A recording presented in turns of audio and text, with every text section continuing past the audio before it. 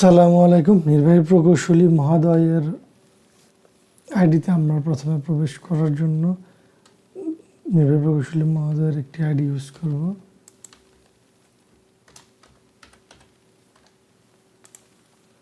ID password দিয়ে আমরা log in করলাম।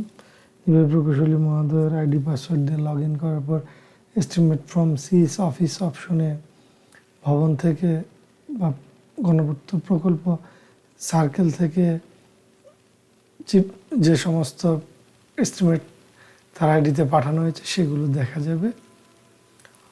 আমরা প্রথমে ক্লিক করার পরে এখানে তার অসংখ্য এস্টিমেট দেখতে পাচ্ছি।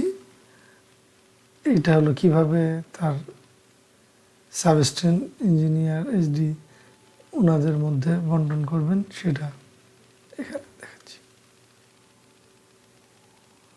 প্রথমে আমরা যে এস্টিমেটটি আছে সেই এস্টিমেটের নামের মাঝে ক্লিক করলেই আমরা এখানে প্রবেশ করতে পারবো।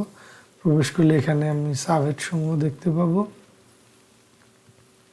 মনিটরিং ইউজারকে তা দেখা যাবে,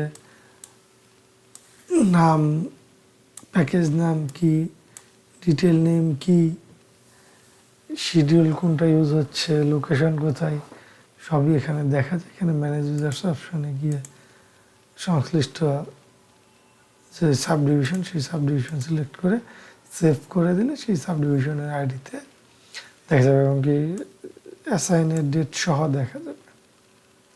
যদি মনে হয় যে না এটা অন্য একটি সাবডিভিশন তাহলে এখানে ডিলিট করে অন্য প্রয়োজনীয় সাবডিভিশন অ্যাড করা যাবে। ধন্যবাদ। আসসালামু আলাইকুম।